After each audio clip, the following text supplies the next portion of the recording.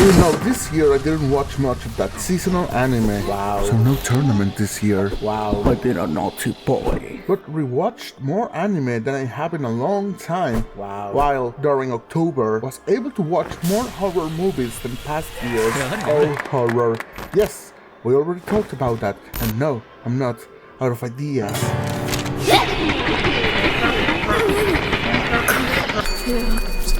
So, we know that horror is scary, except for when it isn't. But another thing usually brushed under the carpet is that horror always walks by the hand with Eros.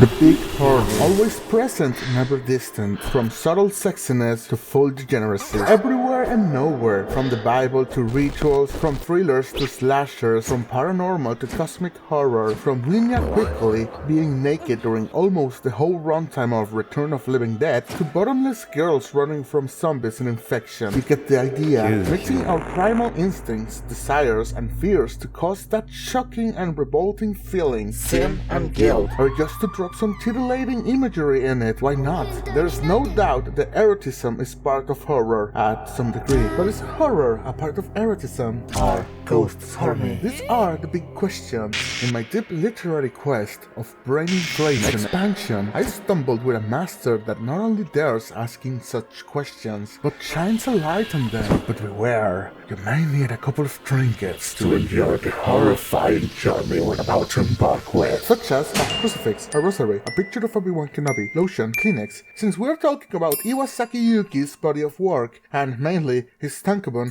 Excellent Churi, I first stumbled with his works while flipping through the pages of Comic Babiru, specifically March's issue of 2018. I remember it well cause it was a rainy night in my room where I could hear the voices behind that thin wall where people laugh and live and everything seems fine.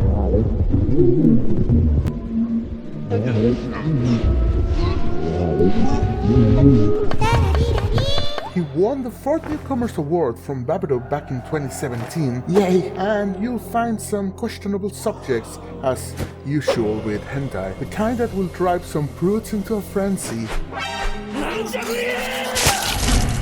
But I think, in this case, it adds to the horror. I don't believe a ghost or a supernatural entity will be that concerned for consent while its plan is to absorb you or drag you into hell. Jesus Christ. Anyhow, enough with the preamble. So, horror, hentai, neat. But what are these works about? Well, creepy lewd stuff. Well, there you go. Bye-bye. Well, there are short horror erotic stories, and I like his art style. I think it goes in hand with his tales. Reminds me a bit of Sasamori Tomoe, although I will appreciate some design variation in his characters, so I understand it may not be for everyone. Taste, some have it, and some don't. The first chapter from the tankobon starts mild in the horror department, but sets a tone for the rest of the book. Now, self-insertion is not my game, usually, but I draw an exception with horror. You know how many movies are really scary, but if you entertain the concept, how will I react in front of that? Then even some ridiculous ideas seem scarier, like It Follows, a film with rules so easy to ridicule, but with frightening concepts, great cinematography, one of my favorite horror movies from the last decade. Under that logic and this type of stories, I end up thinking, how will I deal with that sex curse? It's not the guilt from a one-night stand, enough on its own, now I have to be followed by a demon? Oh, the torment. And horny ghosts are nonetheless enticing, scary, so I tend to sympathize with the victims on these tales. Another thing I like is that this tankobon balances things out by not having only female characters as the victims for these horny spirits, since wouldn't you agree that it would be easier for a ghost to trick some naive coomer? Dragged to hell by horniness, what a way to go.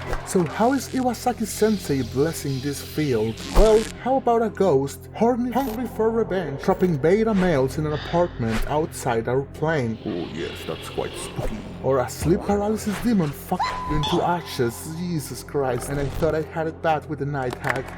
Counting with a variety of spirits, from a disheartened woman possessing other girls, or a delivery man walking into a spider's web, Real setup with donkeys. to the classic cursed doppelganger. Wait! All looking to kill man through sex. I see. That's impossible. You can see a pattern here, common folk walking into these cursed situations following lust into their demise. But that's not the only formula or narrative in these stories. Just as in my favorite horror, from Lovecraft to Junji Ito, Iwasaki barely explains the source of these evils, leaving the unknown as it should be. Stories tend to end up with an afterword like, "Next day, a card told me that a Femboy Hooters was never really there. Couldn't possibly be true. My wallet was empty from the night before, and the card was still there." Oh yes, that's quite spooky. So my favorites are those that bend reality or summon some stronger evil into this world, like the one where they call a cursed telephone number invoking a great spirit. You know how in The Exorcist they tried that thing the movie is named after, only when they exhausted all other possibilities? And that was just a simple possession. Imagine how hard it would be to get help for some ghost pounding. Get your hand off my penis! Who you gonna call indeed? There's a chapter with a twist that even when seeing it coming, it doesn't disappoint. Another one with a girl that, in my restless dreams, I see that where they experiment on her, slowly getting addicted to this experiment. But that's not a clinic from her. restless dreams. We're an ethereal twisted plane where they abduct girls. The chapter ends talking about her disappearance, and a new girl starts having those dreams. These concepts are reminiscent of Night of Elm Street, Jacob's Ladder, and many others, and although I can't be certain of his influences, you can feel or get an idea by reading his works, while some are quite straightforward. I love that vibe where artists pay homage to other sources, creating these new tales. It lets these creepy concepts evolve. Genres evolve, and they often evolve from people who've been immersed in them long enough. They get an instinct for how they should evolve. But now I'm rambling too much. It has these creepy panels from books where a girl gets attacked in an elevator, and the panels jump from the view inside the elevator to the CCTV screens. Oh yes, that's quite spooky. To some more subtle reveals.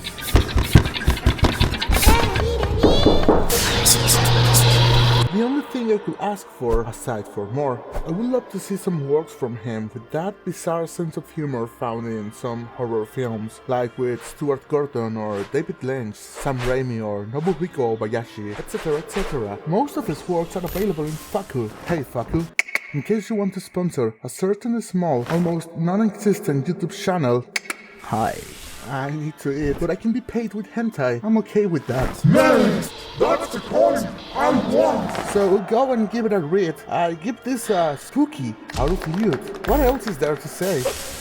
Oh wait, I do have something to say. I was thinking, do you think I should start doing the hey, subscribe to my channel? Yes, and all that YouTube crap. My numbers are so stagnated. What do you think?